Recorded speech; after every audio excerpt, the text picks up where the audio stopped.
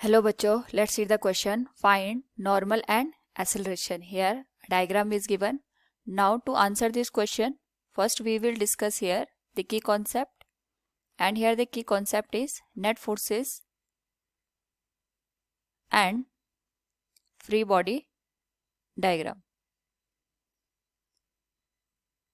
तो यहाँ पे हमारे पास एक सिस्टम गिवन है जिसमें 3 ब्लॉक गिवन है with 3 kg, 2 kg and 1 kg. तो सबसे पहले हम सबके लिए फ्री बॉडी डायग्राम यहाँ पे ड्रॉ करेंगे. नाउ हमारे पास यहाँ पे 3 ब्लॉक गिवन है. एक 3 kg का हमारे पास ब्लॉक गिवन है. The mass of second one is 2 kg and last one हमारे पास 1 kg का एक ब्लॉक गिवन है. हम यहाँ पे इस पे 60 न्यूटन का फोर्स अप्लाई कर रहे हैं एंड यहाँ से 30 न्यूटन का फोर्स इस पूरे सिस्टम पे अप्लाई किया जा रहा है. तो सबसे पहले अगर हम इस पूरे सिस्टम पे लगने वाले नेट फोर्स की बात करें तो नेट फोर्स हमारे पास हो जाएगा. जो 60 न्यूटन है वो राइट हैंड साइड में लग रहा है और 30 न्यूटन लेफ्ट हैंड साइड में लग रहा है. दोनों अपोजिट हैं, सो it will B 60 minus 30 Newton. तो ये हो जाएगा हमारे पास total net force 30 Newton.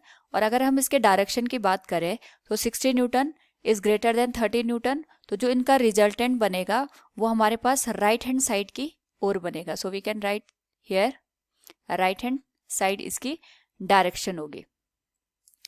Now यहाँ पे अगर हम नेट फोर्स को 30 न्यूटन लेके चले तो इस पूरे सिस्टम का जो एक्सीलरेशन होगा दैट विल बी, जो टोटल हमारे पास नेट फोर्स बन रहा है डिवाइडेड बाय टोटल सिस्टम का मास आ जाएगा. So the value of acceleration will be 30 divided by total mass 3 + 2 + 1. और यहाँ से हमारे पास जो एक्सीलरेशन की वैल्यू आएगी it will B 5 metre per second square. तो जो ये पूरा सिस्टम है ये 5 मीटर पर सेकेंड स्क्वायर के एक्सीलरेशन से यहाँ पे मूव करेगा towards the right hand side.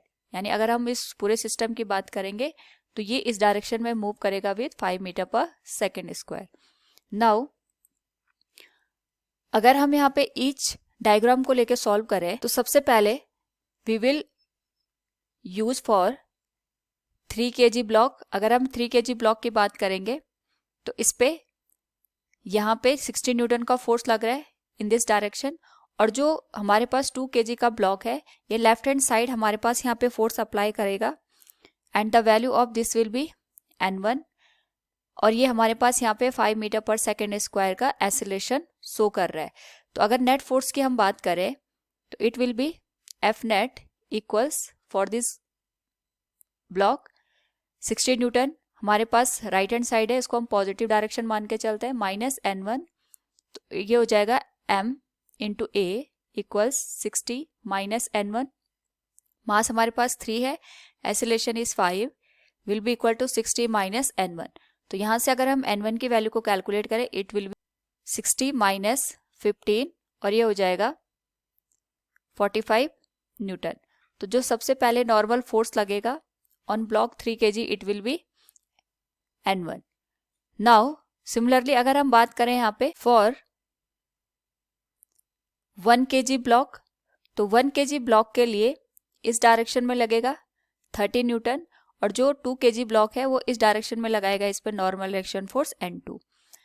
And this block will also move in the right hand side direction with 5 metre per second square acceleration. तो इसके लिए अगर हम यहाँ पे इक्वेशन लिखें it will be net force equals n2, right hand side हमारे पास लग रहा है, so it will be n2 minus 30. इसको हम लिख सकते हैं मास इंटू एक्सीलरेशन, इसको m2 से हम डिनोट कर सकते हैं m2 इंटू a. n2 की वैल्यू हमें फाइंड आउट करनी है माइनस 30. तो n2 की वैल्यू हो जाएगी, m2 की वैल्यू हमें दे रखी है 1 kg और a की वैल्यू है 5 प्लस 30. तो n2 की वैल्यू हो जाएगी हमारे पास 35 न्यूटन.